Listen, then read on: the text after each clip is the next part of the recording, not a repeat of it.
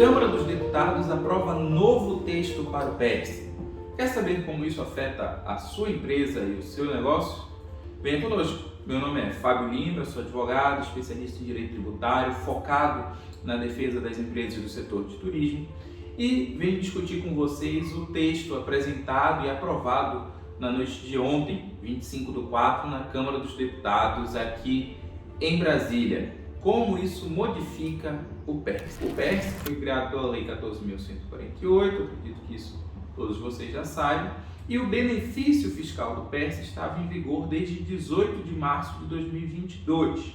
Inicialmente, o critério era verifica o KNAI da empresa em comparação com a portaria 7163 do Ministério da Economia, portaria essa que criou dois requisitos que não estavam expressos em lei. A necessidade da empresa estar em operação na data de publicação da lei e B, para as empresas do seu anexo 2, estar nesta mesma data inscrita no cadastro. Depois veio a IN 2114, na Instrução Normativa 2114 da Receita Federal, tratando disso também, colocando a questão de que essa data seria 18 de março de 2022 e criando a restrição de receitas sujeitas ao PES. O que é isso? Dentro de uma empresa, do lucro presumido ou do lucro real ou do lucro arbitrado e não do simples, que tivesse 3 KNAIs, 2 deles listados em portaria e um não. A empresa deveria verificar a fonte da sua receita, se está vinculado ou não a esse KNAI, por exemplo, no lucro presumido, verificar a fonte da sua receita bruta, se está ou não vinculada a esse KNAI, e se dentro do KNAI está vinculada a atividade do setor de turismo e eventos, nos termos do artigo 2º da lei do PES, para então submeter esta receita à alíquota zero se cumprir os requisitos subjetivos de data e cadastro que nós já falamos antes. Depois, em 20 de dezembro de 2022, vem uma medida provisória número 1147.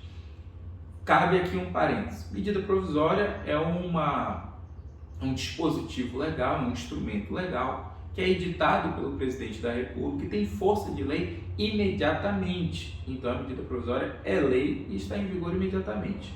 Ela alterou o artigo 4º da lei do PES, tanto o caput como inseriu 6 parágrafos, para fazer o quê? Para criar uma suposta possibilidade de distinção. A portaria que traria os KNAIs referentes e sujeitos à alíquota zero poderia, na teoria, ser distinta da portaria prevista lá pelo artigo 2º, parágrafo 2º, que era a portaria 7163, que trazia os KNAIs enquadrados dentro do conceito de setor de eventos. Isso redundou na portaria 11266, datada de 29 de dezembro, mas publicada, portaria 11266, publicada em 2 de janeiro de 2023, que reduziu de 88 para 38 os KNAIs sujeitos à alíquota zero. A medida provisória também deixou claro, no seu artigo 4º, caput, parágrafo 1º, que a alíquota zero incidiria apenas sobre as receitas diretamente decorrentes do setor de eventos e das atividades relacionadas no ato a que ela se referia. Portanto, referendando aquela restrição do âmbito de aplicação do PES já feita pela IN 2114. Pois bem, esse texto continua em vigor hoje, ok? Mas a medida provisória, ela tem um caráter dual. Ela é ao mesmo tempo lei e ela inicia uma proposição legislativa. Ela é discutida no Congresso Nacional, atualmente primeiro na Câmara, depois no Senado. E foi essa proposição legislativa, portanto, que ainda não é lei, que ainda não tem vigência, que foi aprovada ontem no plenário da Câmara dos Deputados como projeto de lei de conversão. Nesse projeto de lei de conversão, 3 medidas provisórias foram tratadas em simultâneo, 1147, 1157 e 1159. Por isso ele fala de 8 temas distintos, mas aqui eu vou falar com vocês de PES. As alterações sobre o PES estão centradas no artigo 1º do projeto de lei de conversão, que modifica o artigo 4º da lei do PES. Repito, essas modificações que eu vou tratar a seguir ainda estão em discussão no Congresso Nacional. E o que é que foi aprovado na noite de ontem? Primeiro, os quinais saem dessa portaria do Ministério da Economia, atual Ministério da Fazenda, e passam a ser descritos diretamente no artigo 4º da Lei do PERSE em relação àqueles quinais que ensejam a aplicação da alíquota zero.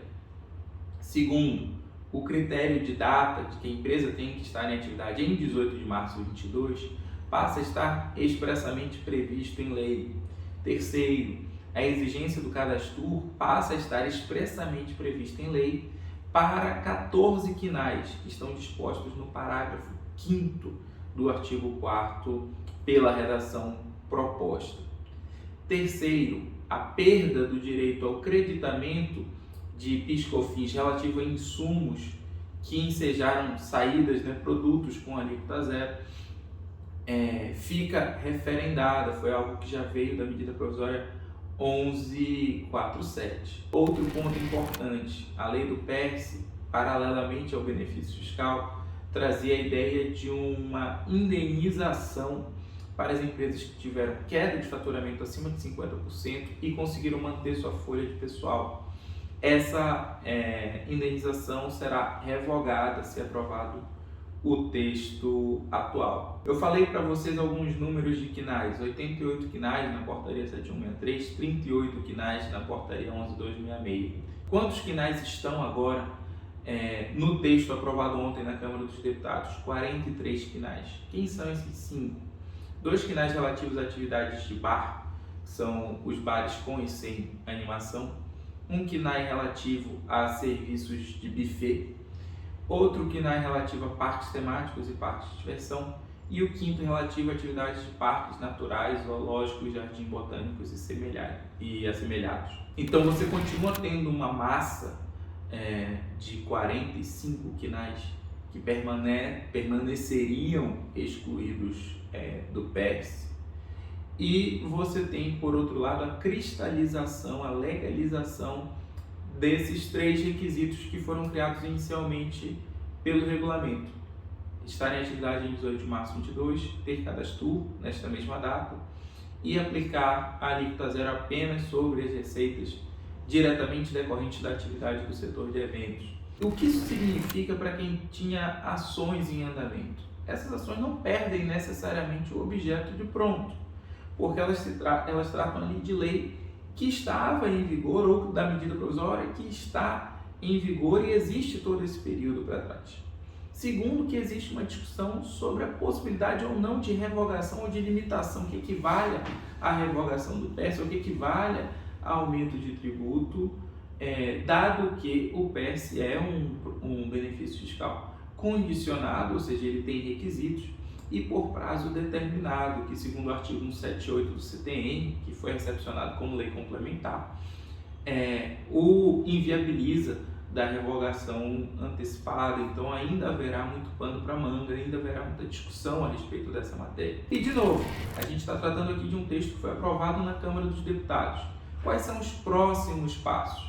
O texto autografado, assinado pelo presidente da Câmara, vai para o Senado Federal.